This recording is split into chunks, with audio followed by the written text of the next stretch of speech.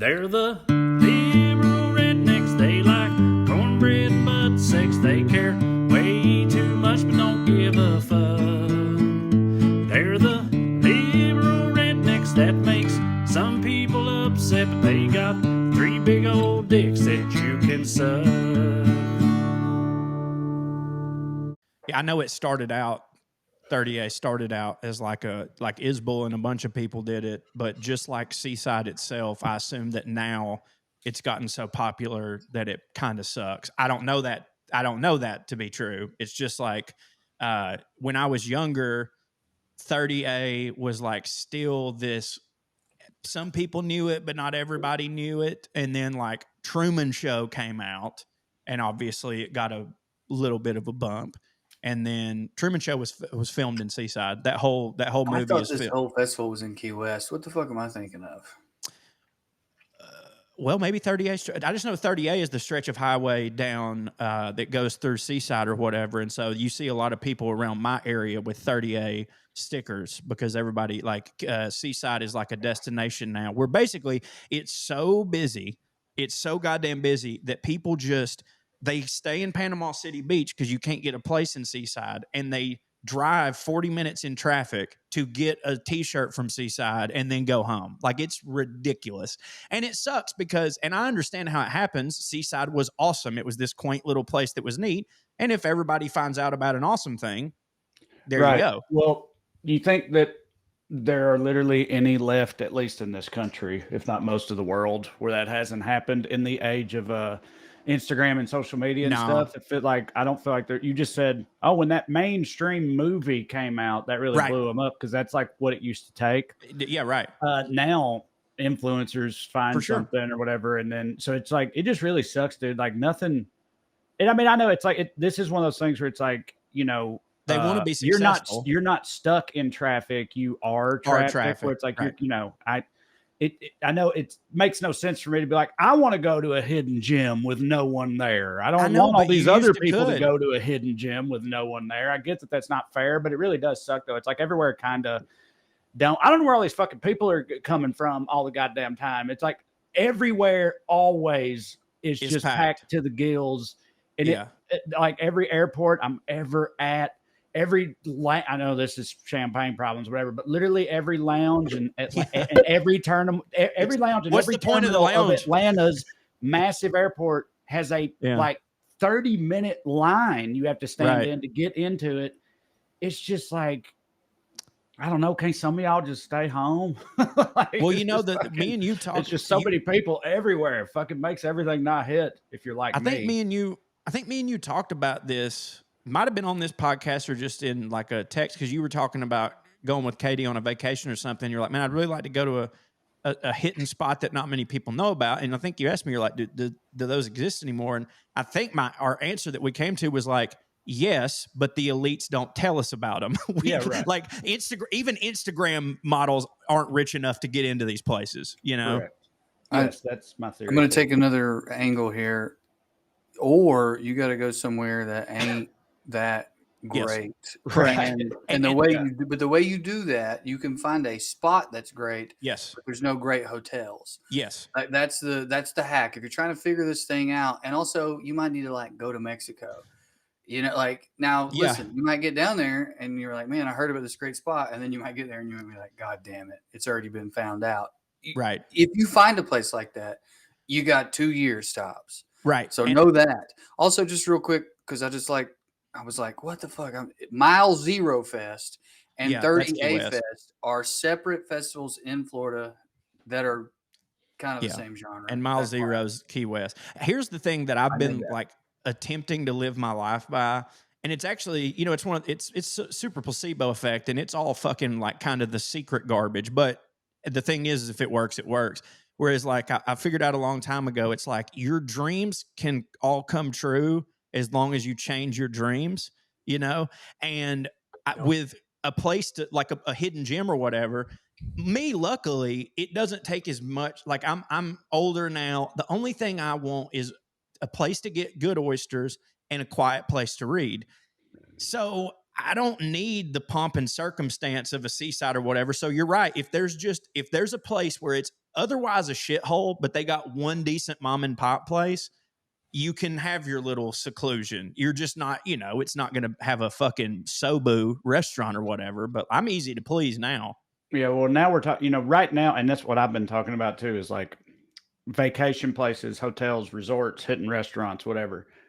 But another version of that like, sometimes Kate will be like, let's go camping, whatever. We pack up all our stuff. And it does hit for me, especially the idea of it. But we end up in some like campground where you like reserve a camping spot at this campground. You get there and it's like we're the Millers. It's you and it's you and 100 other fucking people. It's loud as That's fuck. The opposite of the point. I know exactly. And it's at a state park where there's a beach nearby, which is pretty or whatever. But in the actual campground, it's like, I don't know. You might as well be in a fucking trailer in Putnam County or something like that. Right. But like, part of that's California, though, right? Because like probably. But what I was gonna say is like, and then if I'd known we were gonna talk about this, I would ask Caleb if he was free to come on here, because like I read Caleb's sign and told me this is so funny because I feel like this is the least Caleb scene in the world, which I would tell him that, because like Caleb is one of those people that he just kind of rolls with shit. It's like things just sort of happen to and around Caleb. He's Kramery.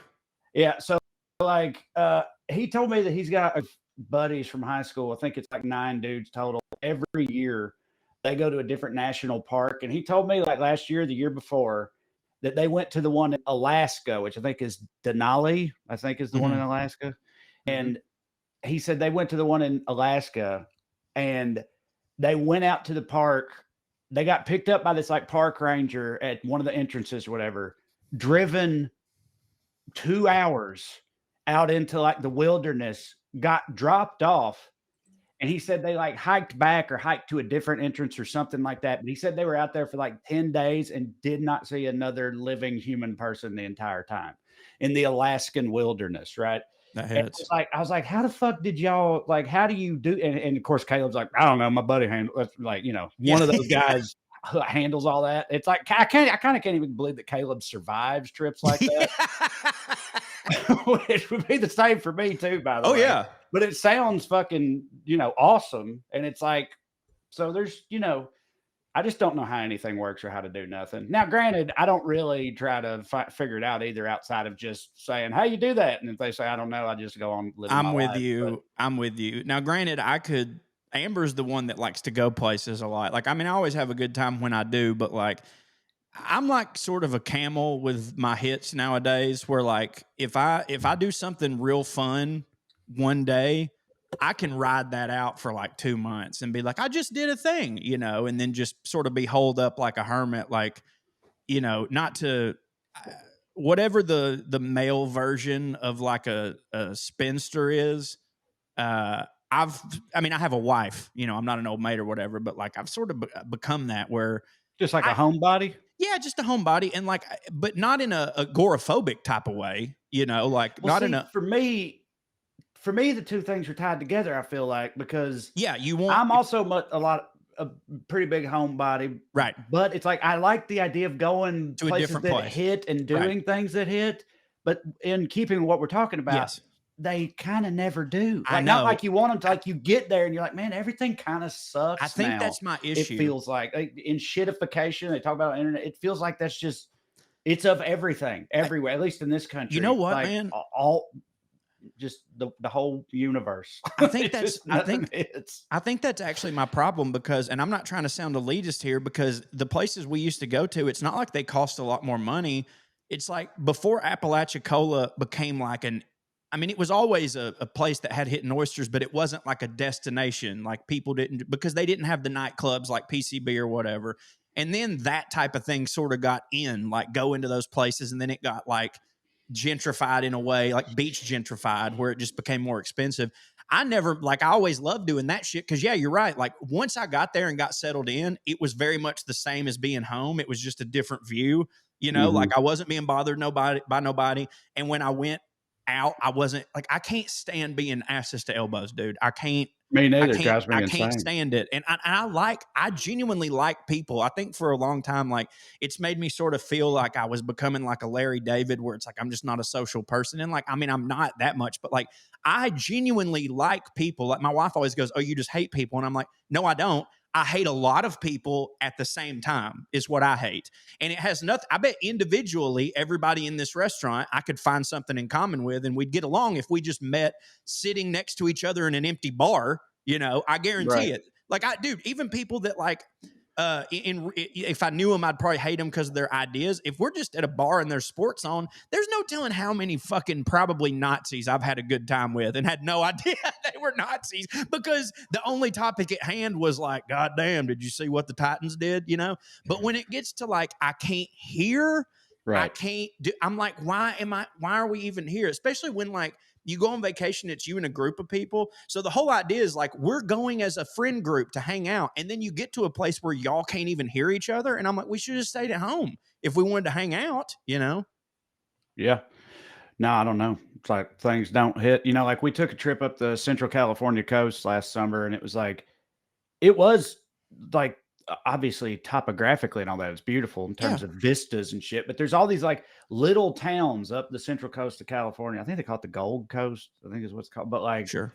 One of them, we stayed at one of them one night. It's called Cambria, and it is like a small town, like on the the central coast, and it is pretty or whatever. But again, it's just, I'm pretty sure we were there on like a Wednesday. Like we got there like on a Wednesday afternoon, and it's just, I mean, lousy with just like, and you'd think that's the best day to go. As fuck. Yeah, right. That's what I'm saying. People like everywhere, like, and the whole way up, like every place we went, every place we stopped at, it just feels like everywhere is like that. But that's the problem now is that everybody thinks like that. They're like, we'll go on Wednesday. That's when nobody's going, and everybody thinks that. It's like Yogi Berra, when he said, all that restaurant, nobody goes there anymore. It's too crowded, Right. Like it's paradox.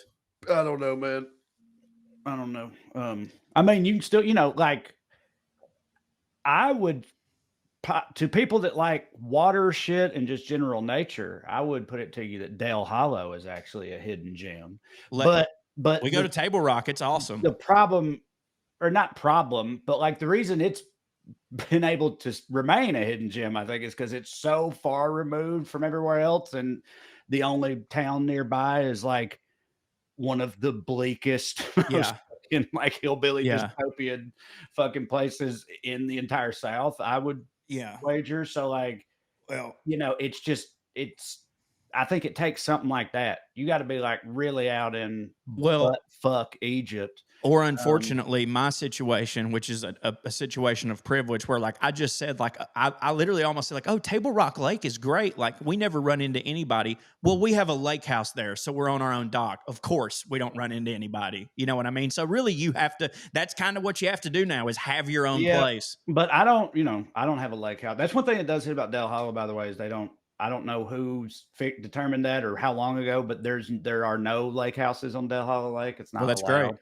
Which is pretty sweet. But so that's also part of it. There might be some like country stars who would have a lake house up there if they, were allowed to, but it's not. They're not. So, but I've had a houseboat out on Dale Hollow Lake in the peak of the summer before with Katie and the boys, and Ben. I mean, by literally completely alone.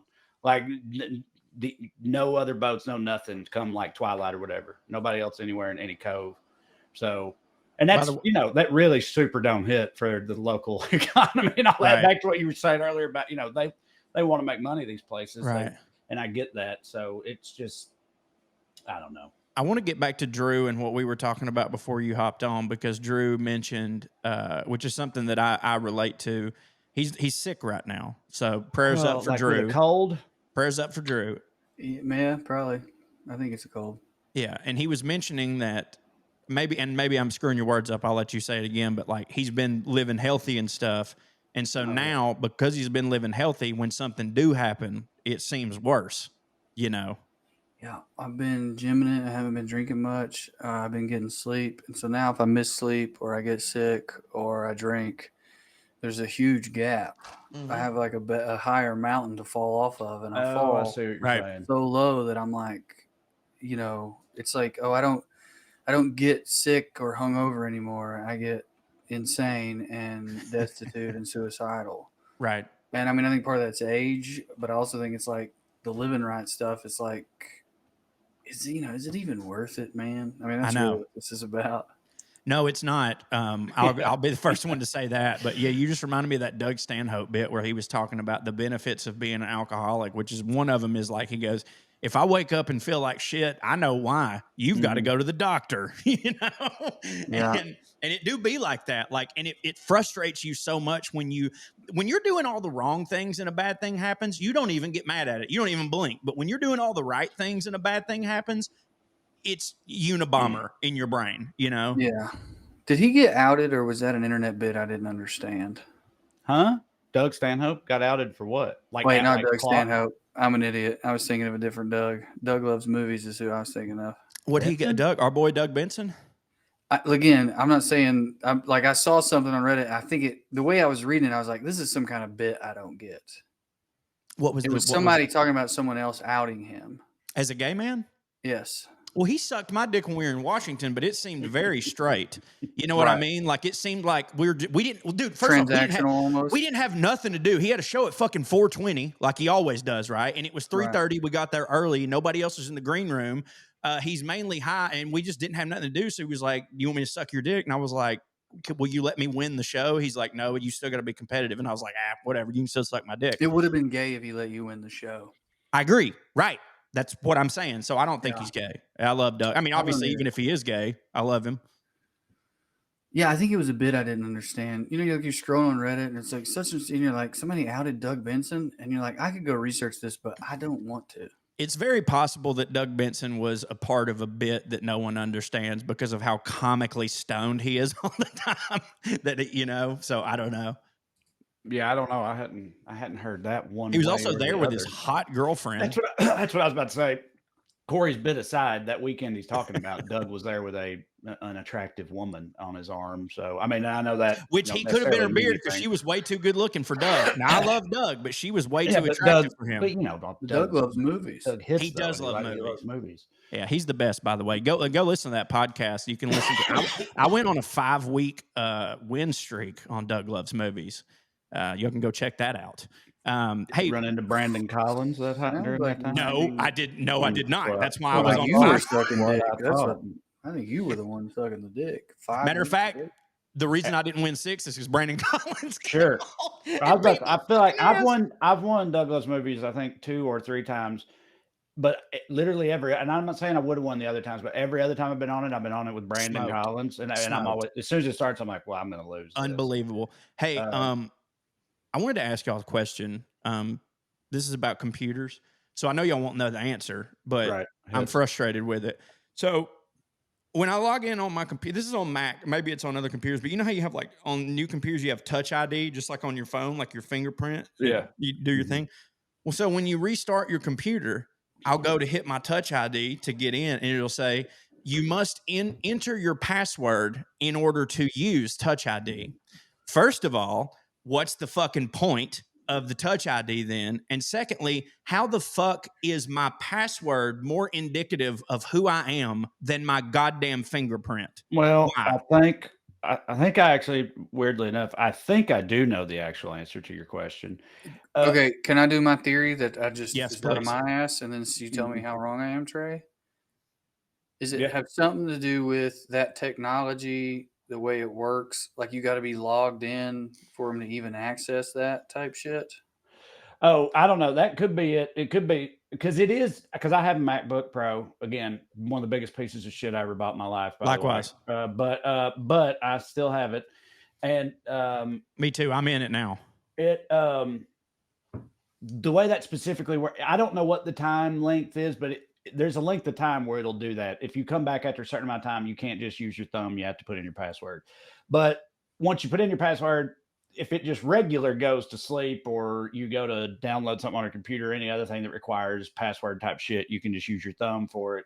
But if it's been a while, you have to put in the password first. And I think what I was going to say is, and I don't know why this hits or whatever, but none of it hits. I think that's just a version of, what that 2FA shit, 2-factor authorization, which is all the rage security wise now. You know, like when you'll type in a password on a website and it's like, we're going to text the number to your phone and you put that in and then we'll let you in there. You can select no, by the way, which I always do. I'm like, I'd rather be hacked than have to do another thing. Right. So well, I think that is just like a 2FA thing. So you still got to do the thumb?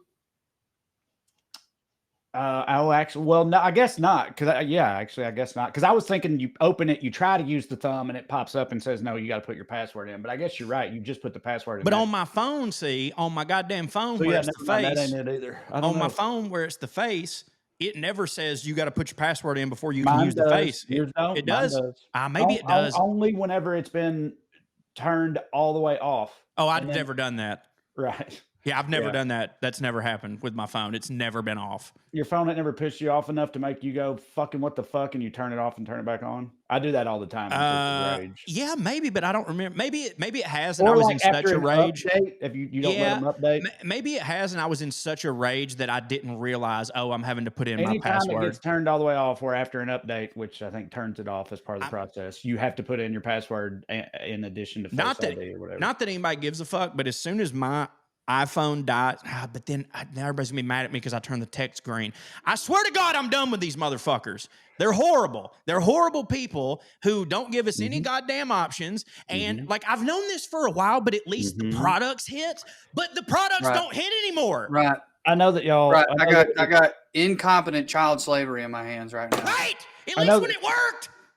I know that it was, just a bit and a thing to do the hip for y'all or whatever. But when we first started touring and stuff, I had like a Samsung and shit. And Lord, y'all used to roast me all the goddamn time. Joe tried to get me kicked off a fucking airplane by saying my phone was going to explode. It was Hold on. Yes, you were drunk and you were like, hey, he's got one of them explodey phones or whatever. And I was like, you stupid motherfucker. Hold on. I was telling y'all then 10 years ago, I was like, dude, fuck Apple. But I got y'all badgered me into it. And now I'm part of the cult. And it don't hit. It cuts two ways. That was genuinely annoying because it wasn't just green. Like we would have a hard time getting you. Like shit wouldn't open right. Yeah. Like there was issues. But those issues were purposely caused by Apple. So we would bully our poor friends into getting iPhones. Yes. Mm-hmm. And I acknowledge that now. Hold on. What airline were we on when this happened? I assumed Delta. I feel like it was. I mean, very early on, we did whatever made sense, and then I switched. That's so fucking funny. I do not remember that. You were definitely drunk as fuck. I can't believe it.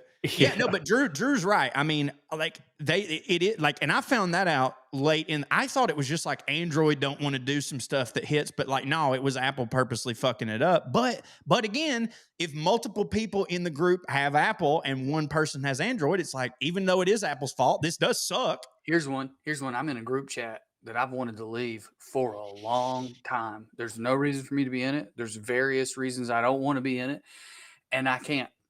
You can only leave a group chat if everyone has an Apple, if you got an Apple. The only thing I could do is block that whole chat. Right. But I want them to know I left. Do you know what I mean? Right. Well, then if somebody says, what do you think, Drew? Yeah. Right. Somebody else will be like, he left, idiot. Yeah. But if they do it now, they're going to be like, man.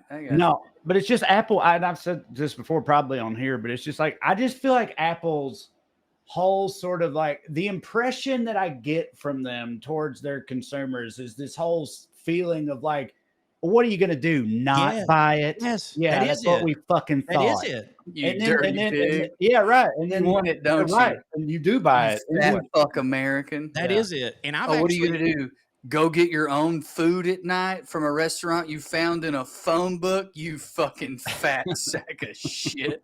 Dude, and I have like great dibs.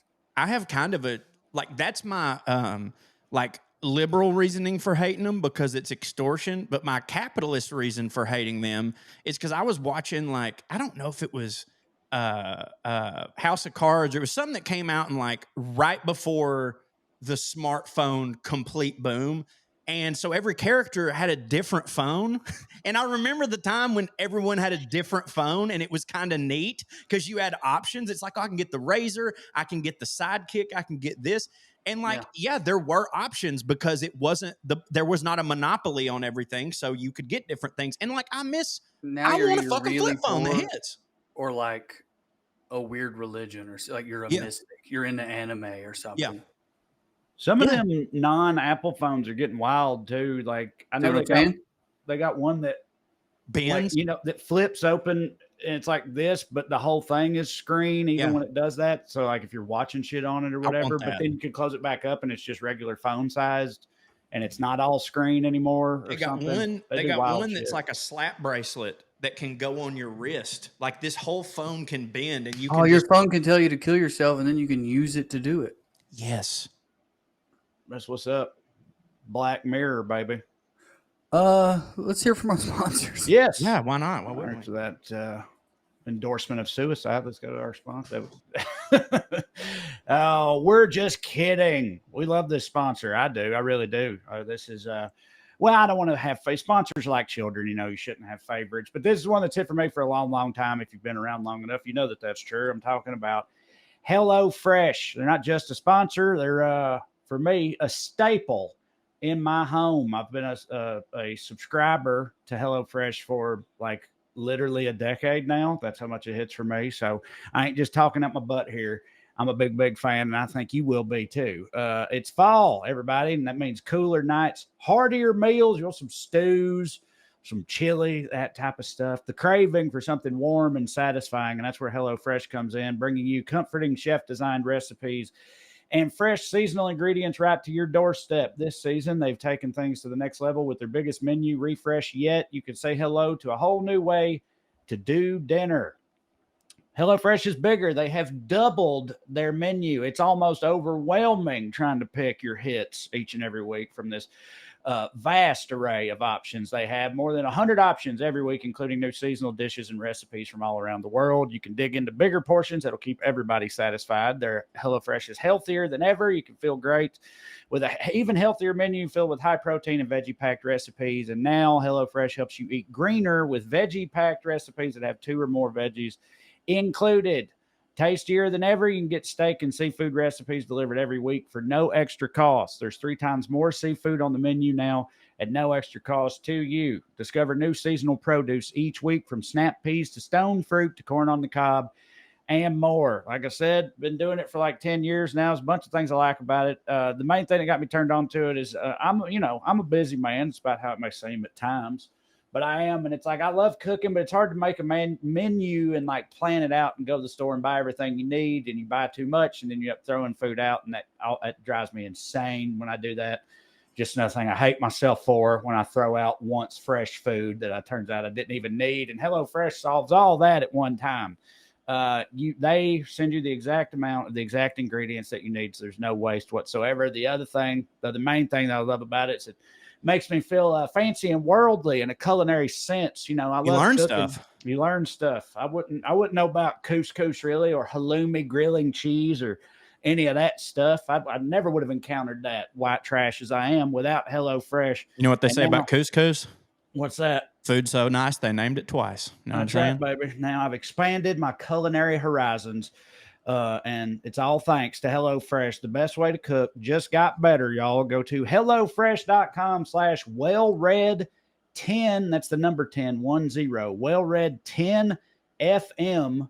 Go there now to get 10 free meals plus a free item for life. 1 per box with active subscription. Free meals applied as discount on first box. New subscribers only. Varies by plan. That's HelloFresh.com/WellRed10 FM to get 10 free meals and a free item for life. HelloFresh.com/WellRed10FM. Make it hit. All right. And we're back. What are we talking about? Fingerprints and Apple and how much they don't hit. Oh, yeah, they don't hit. I got another thing, kind of. Y'all ever? Maybe this happens to me more because, as we always joke about, I was probably molested when I was younger and thus repressed a bunch of memories. Funny, we bookended that ad read with suicide, now child molestation. It hits, Well, I mean, for fans with bad memories or who just joined us, and I don't know why I'm doing this. I guess I do think there's levels to sexual assault, right? for sure, I'm fine. And I think if you've got to get it done to you, 5th grade by a 17-year-old with big tits is the way to go. without question. Sure. And I'm not trying Beats to a priest, in I'll any tell you way that much. demean your trauma. I just don't want anyone thinking, damn, Corey just talked about his pastor butt fucking him, and them boys rolled over it. Oh, No, no. And I certainly think that luckily it only fucked me up on a subconscious level, you know, that I had to deal with later. Anyways, I tend to block out a lot of stuff, and like every now and then I will have like a memory and just be like, well, that was a crazy thing that I or we or somebody did for me not to remember it. And one of them, I was just talking to our buddy Tony Camel, who by the way is on tour right now. Go check out Tony Camel. He'll be in Atlanta this weekend, and he just put out a really sweet cover album of like 90s doing bluegrass to 90s stuff, one of which was Santa Monica by Everclear, which I think all 90s rock. It's yeah, sick. it's so great, man. And like I've always loved the Everclear. I've loved all their songs, but I hear him do it, and I'm like, this should have always been a bluegrass song. If This you're is anywhere awesome. near Tony's gonna be in Nashville, Atlanta, I think somewhere in Alabama. Eddie's Attic soon, which is a great venue. Atlanta, right? I think that's Sunday. Yeah. That's a great venue. Anyways, me and him were talking like earlier today about bluegrass and stuff, and I was telling him about how my dad was in a bluegrass band or whatever, because he's gonna come when they play Chattanooga. He's gonna come stay at my house, and I was like, "Oh man, you got to stay at my crib." I said, "You can play my banjo." I said, "And the banjo that I have is actually the banjo that was used to record the original Dukes of Hazzard theme song," which is true. My dad got that banjo in the '80s at the Gruins in Nashville or whatever. He's like, "Oh, that's sick." He's like, "Is your dad a big bluegrass guy?" I was like, "Yeah, he was in a band, until I was like 5." And then it just hit me. Me and my dad, like from the time I was born, like up until I was probably 9 or 10. I don't know why we stopped doing this. Every year on Lester Flatt's birthday, which was like June 9th or 10th, me and my dad would drive to Sparta, Tennessee, and pay our respects at his grave. And that's such a commitment for a person you never knew. You know what I mean? That's how much I longed. I think I love stuff, but I can't love something as much as my dad loved bluegrass in order to every year be like, we got to make our pilgrimage to Lester Flatt's grave. Well, especially in Sparta, right? You know, Sparta don't hit. I don't know about the 80s. I feel like it hits okay now, Trey, but I almost feel like the way it hits now, you're kind of like, man, I can't believe this town has 2 breweries. This is crazy. Oh shit! I didn't even know. It's just Sparta's like, I mean, it's so close to Cookeville, which is funny because in most people's estimation, Cookeville don't hit. They got a great restaurant though, right? But like, yeah, Crawdaddy's, you might have heard of it. Good food. Yeah, good food. Some of the best. But anyway, HUD's got a good restaurant too. Char, yeah, still rolling. But yeah, Sparta was like when I was in college in Cookeville and. Fucking 20 goddamn years ago, they like Sparta was still very much just like a redneck ass town, just 15 minutes away from Cookeville or whatever. But Cookeville's grown so much, I can totally buy that now. Sparta has breweries and shit in it. Calf Killer. Yeah, that place that they hit. I knew they were in Sparta, but the Calf Killer, but yeah, never heard of them. It's a brewery in Sparta. They've been there for a long. Corey, that runs through there, the Calf Killer River, which is we know what happened there. Yeah. But that's great. They've been there for a long time now, right? Like even before, like I feel like the sort of they're one of the explosion of breweries and gastropubs all over the place that all sell the same cheeseburgers and all have the same general sort of warehousey barn aesthetic and all that shit. Speaking of I've actually never even been to that. I've had their beer. I just haven't been there. But I like their beer, though. It hits. Speaking of Calf Killer, did you know that I'm 2 years older than Custer was when he got his ass killed? That checks out. It's Drew, just wild how old I thought them people were. Drew, how old are you right now? 41. That's what I thought. Drew is the exact same age that Danny Glover was when he was saying, "I'm too old for this shit." And Lethal Weapon. I've been feeling all day today, dude. But hey, if this makes you feel any better, Drew, I don't feel bad. I mean, I feel physically bad, but emotionally, I'm good with all of this. One of my favorite, I think How I Met Your Mother was like one of the last pretty good sitcoms of its type. I mean, don't get me wrong, it jumped the shark, but like it was funny enough, and I liked that show. And on season 3, one of my favorite episodes was called the Murtaugh episode, and it was about they had watched Danny Glover and realized that they were getting close to the age of Danny Glover's Murtaugh or whatever, and they were like, so every time something would come up, they would just be like, "I'm getting too old for this stuff." They wouldn't say shit because it was network. I'm getting too old. But then Marshall had the realization at the end. He's like, you know, Murtaugh kept every movie saying, I'm too old for this shit, but he kept doing shit. You know, he just kept doing shit. He's like, so guys, are we? It doesn't matter. I was like, that's a great way to look at that. It's like, yeah, I'm too old for this shit, but you keep doing shit. You just keep doing That's your shit. role. That becomes your role. Yeah, Me and right. Brian talk about that all the time, where we're like we're getting ready to go to Halloween next week. You're too old for that shit. We're way too old for that shit. Yeah. But like, we have to be there Yes. to say that Yes. while we are helping a 28-year-old come down off of acid. Absolutely. Dude. We have to be there to do that and then Yes. say, too old for this shit. Yes, dude. When I was younger, like 19 through 23 or whatever, and I'd be at like a big party or something, and some girl would get too sick and vomiting, it was always the guy who probably shouldn't have been there that saved the day. You know what I mean? He was too old for that shit, but because he was too old for that shit, he knew, hey, everything's going to be fine. Just get her some water. You know, like you need the guy that's too old for that shit. I'm going to tell y'all right now, in my college days, we had the guy that was, definitely too old to be there, too old for that shit. And he was the drunkest, wildest, rowdiest motherfucker. Yeah. Out of everybody by a lot. But he still knew the deal. Hit a stop sign. He didn't know it. Driving drunk on the main drag of Cookville one night, drove it all the way back to the apartment, like sparks flying behind him, and just like parked in front and just walked in like, what's up, boys? Without realizing that it even had like a stop sign behind his car. So we then picked it up, drug it, and threw it away behind the dumpster. And then the cops showed up and, didn't find it. And so he got away with like everything all the time naturally, but he was fucking, just a pure lunatic. There's wisdom though that comes with that. There's wisdom. He didn't know he was too old for that. That's a good spot to be. I doubt he does to this day. Honestly, I haven't seen him in a long time. The guy I'm about to talk about is definitely dead. But one of our too old for this shit guys. We have a train track that goes through Chickamauga that runs into Chattanooga, which was very beneficial during the Civil War. The Chattanooga Choo Choo came through and whatever. And we have this train track that now it's only a little like a tourist train that passes it really. But anyways, he lived on them train tracks, and it just so happened that a lot of the parties that we went to was also near them train tracks, given they were 3 and 4 miles away.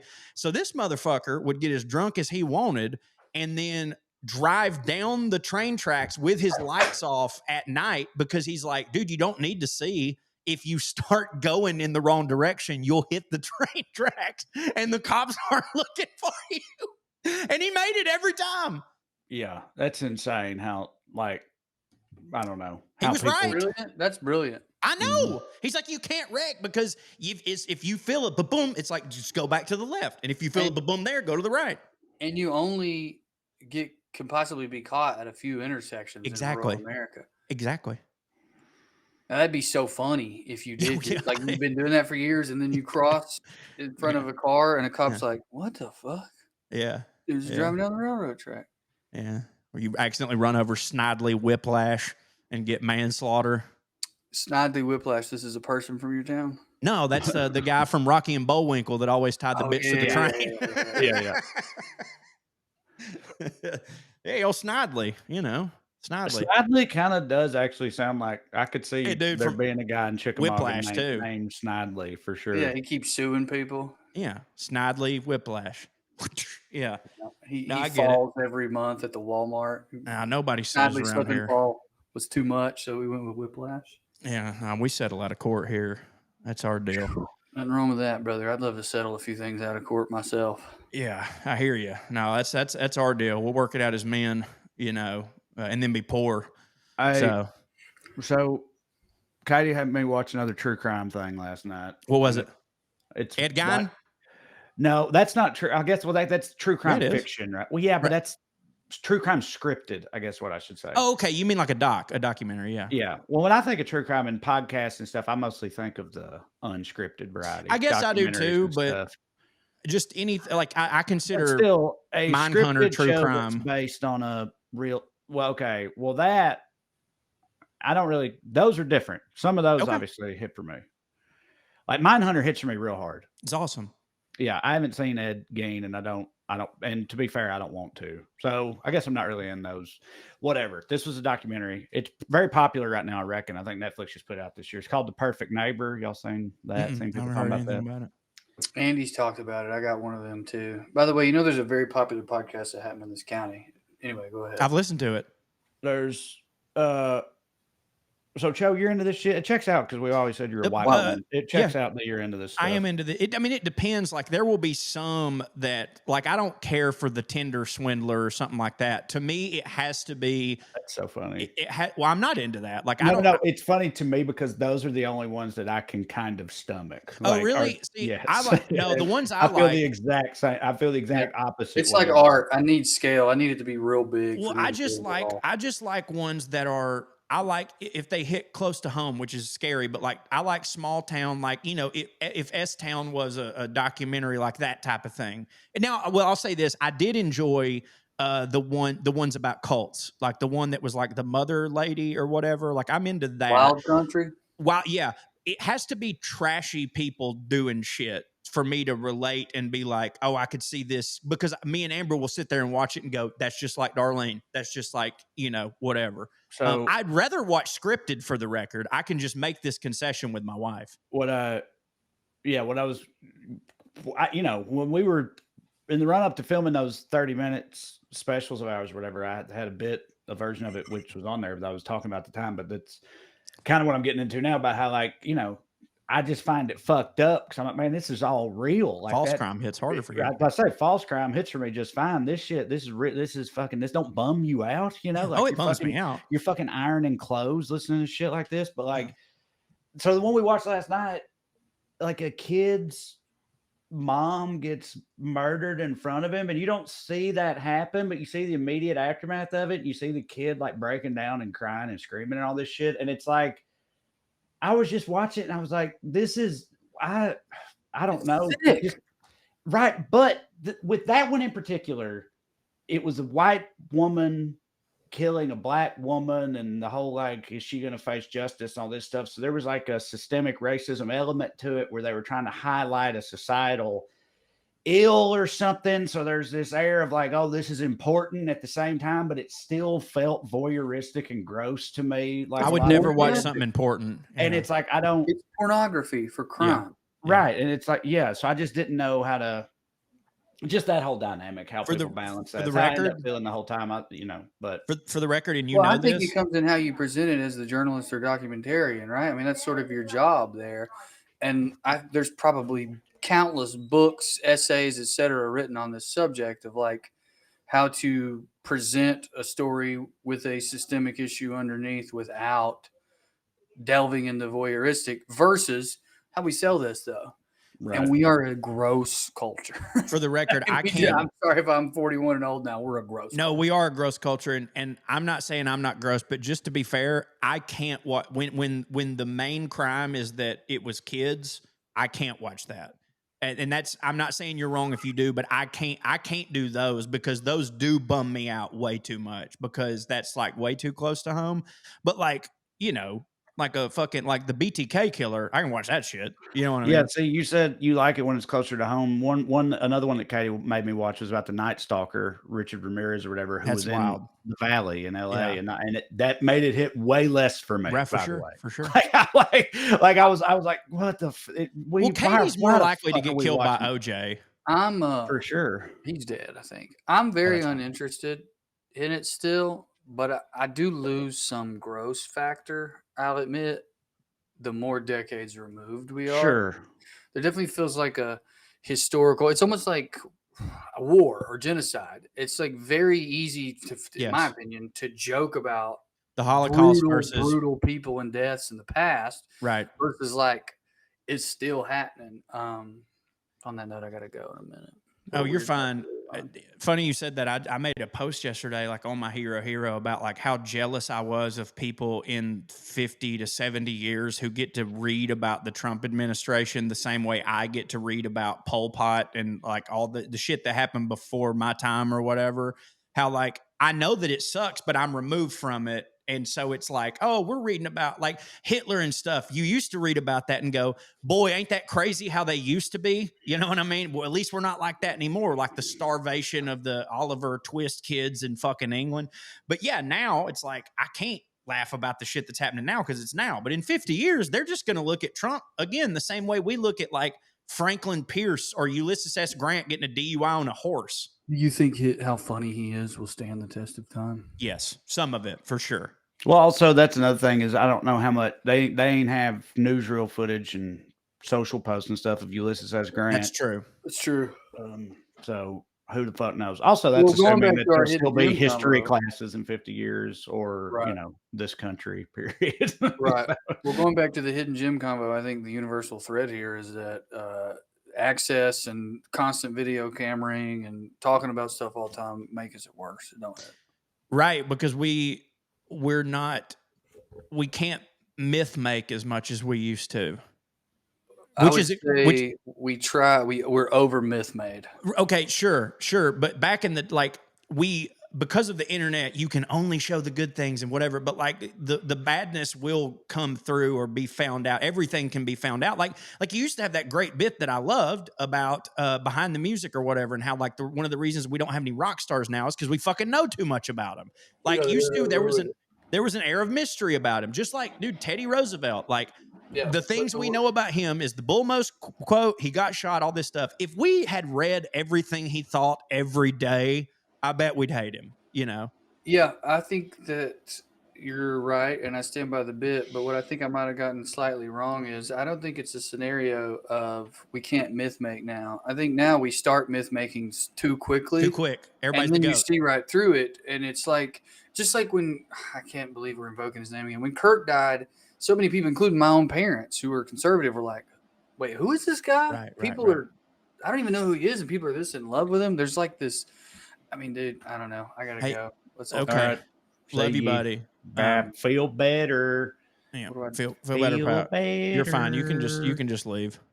Okay. On that note, just to have some semblance of a through line, did you see where the military rejected the plan to give Charlie Kirk like a posthumous honor or something? I did not. That hits. That's all I got on that, but that does hit. Yeah. I mean, look, I may live to regret these words or whatever, but another thing I just saw was that the commander of the Oregon National Guard or something just did a press conference where he was like, just so we're clear, like, we intend to protect protesters, or whatever. Like, that's what we're here for, basically being like, just so everybody knows, we're not going to be out here cracking heads or whatever. And not buying into all the Antifa bullshit. Right. That plus what you just said, plus that recent thing where Pete Hegseth did that ridiculous speech to all those generals who clearly, remember Mark sent us like the crowd shots or whatever, where they're like fucking face palming and like, and it's like, and it's one thing to be neutral, because I know they're supposed to be neutral. Like in defense, it's like they aren't supposed to clap and stuff. But I'm not a body language expert, but those people do exist, and I follow them. Like you can tell people are like, fucking hell. Exactly. So that's one of the things currently that I've been clinging to is the idea that, like, I know there's plenty of people higher up in the military that are like war hawks that would just love there to be war everywhere all the time and all that. I'm sure many of them, they're, the real macho alpha male and, probably lean fucking right in a lot of ways and all that shit. I know that that's true, but I feel like most of them also are they take all that shit real serious, as they should. Right, exactly. And they have like that, to them, there's like a warrior's code and honor and integrity and all this shit that they really do believe in. Because you can't even joke about that shit. And so I feel like, even though they might lean right politically or whatever, they look at a fucking clown like Pete Hegseth or the commander in chief right now.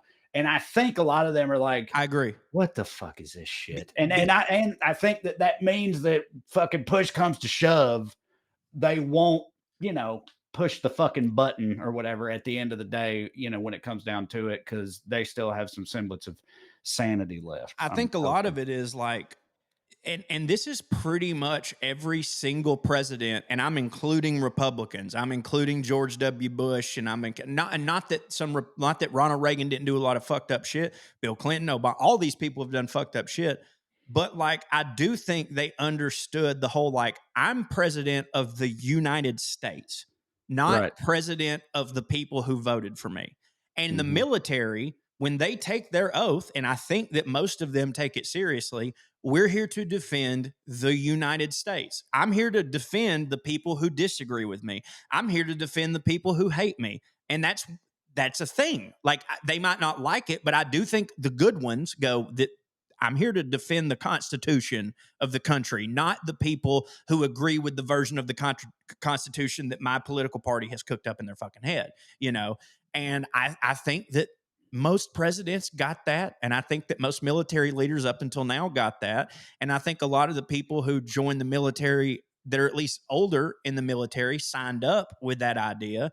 And they're kind of watching it be like the commander in chief be like, hey, you're our guys. You're my guys. You're not you're my guys. You know what I mean? And it's all puppeteering, but that's puppeteering at a level that even they are like, dude, fuck you, you know? And I think, to be fair to Trump's brain trust, I think they definitely know that too, which is why they're pumping more and more money into ICE, and they're trying to make ICE their own like military personal deputized paramilitary force or whatever It's that 100% will just do whatever they say, because Because- they know that the actual American military and the leaders that we have and stuff won't sign up for that. And because they're people that generally just speaking. they literally signed up for this.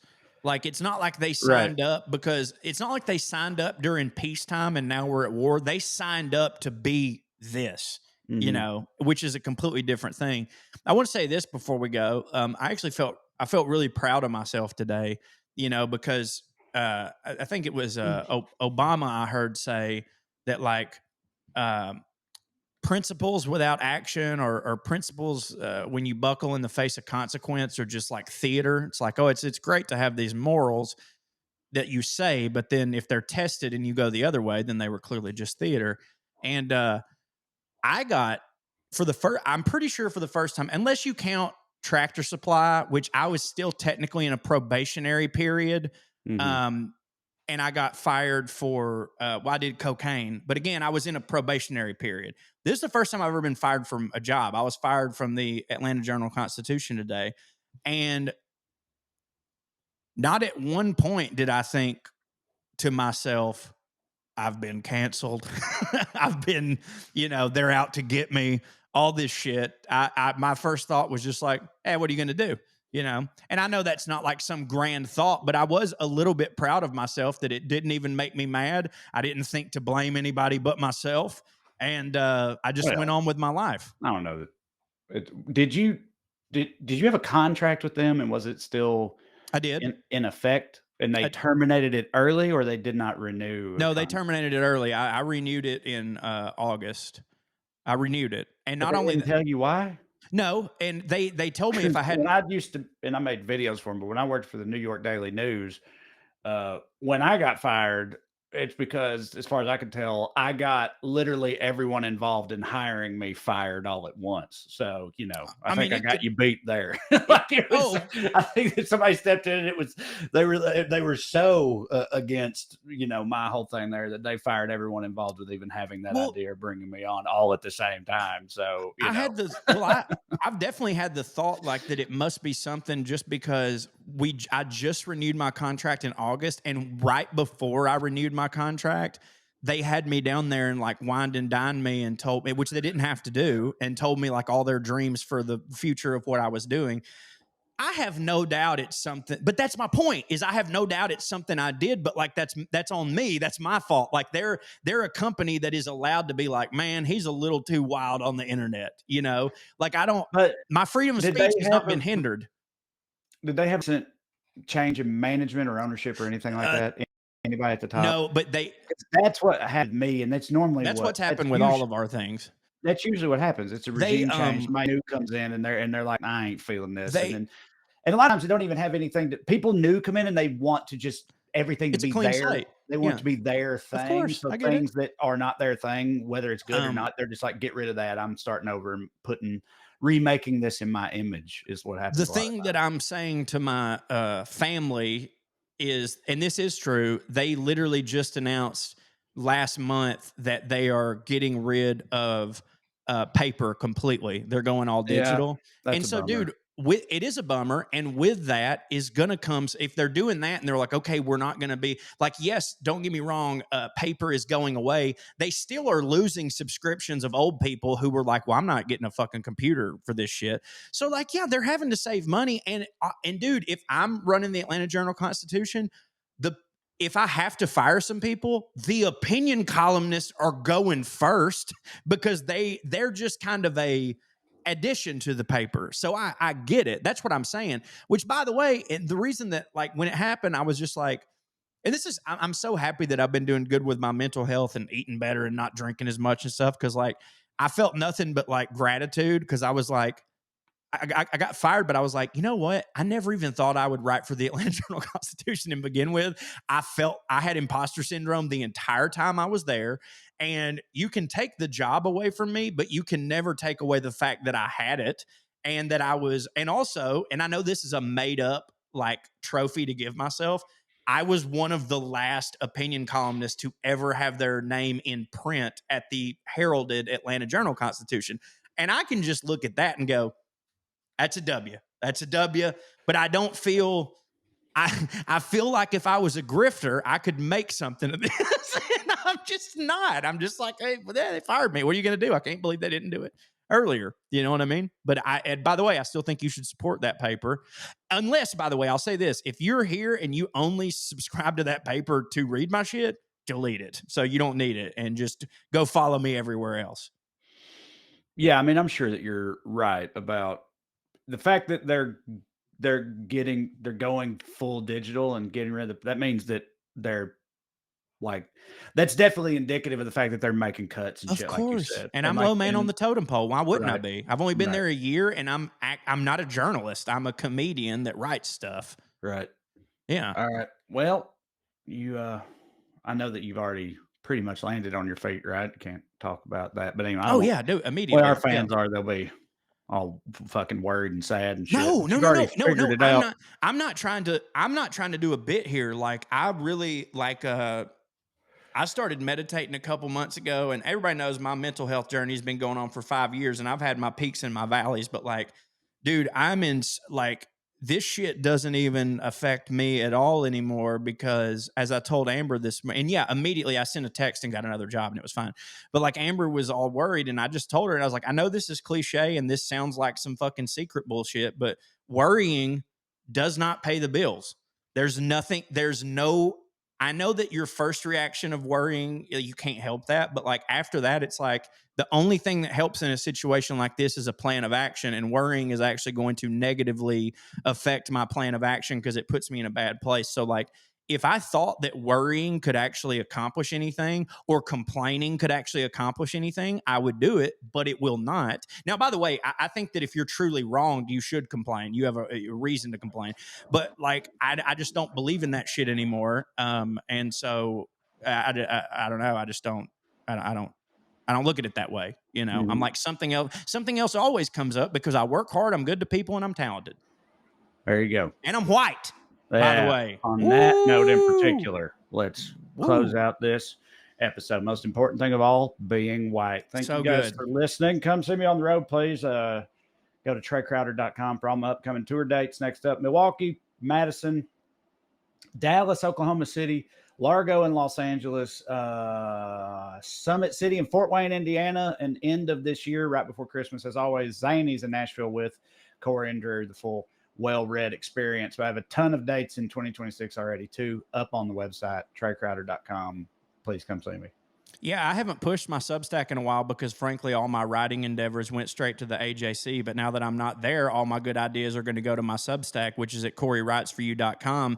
I'll be posting later this week some of the articles that I had in the hopper that I hadn't turned in yet for the AJC over there. And I'll be back to my regular bullshit with complete creative freedom, and it's going to be wonderful.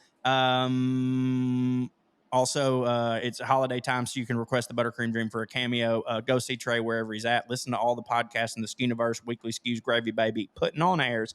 And also, thank you all for listening to the WellRed Show. We love to stick around longer, but we got to go. Tune in next week if you got nothing to do.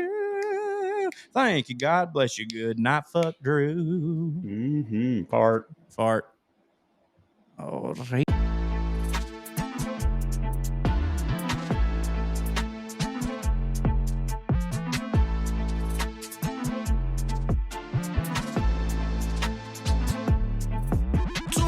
But we're still fancy, putting on airs.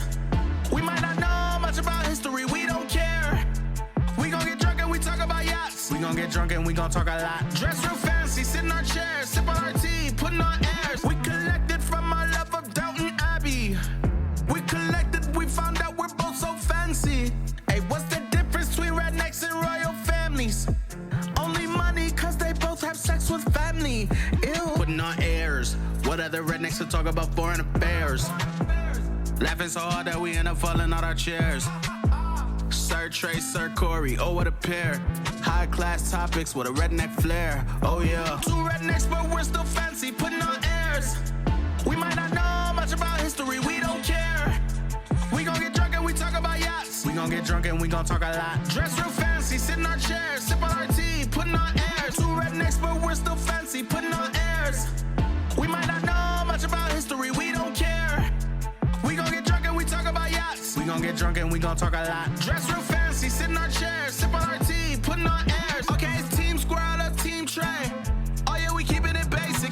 He thinks that the squirrels at Corey's mom's house are racist. And you know squirrels live in the same place for generations. So Trey, you better count your days and you better count your blessings. Cause all the squirrels that you ran over, that you think are nameless, faceless, their families are getting together and plotting on you from the attic and basement. So even though Corey is dumb, fat, and bald, he knows how to avoid drama, don't get squirrels involved. Two rednecks but we're still fancy, putting on airs. We might not know much about history, we don't care. We gon' get drunk and we talk about yachts. We gon' get drunk and we gon' talk a lot. Dress real fancy, sit in our chairs, sip on our tea, putting on airs. Two rednecks but we're still fancy, putting on airs.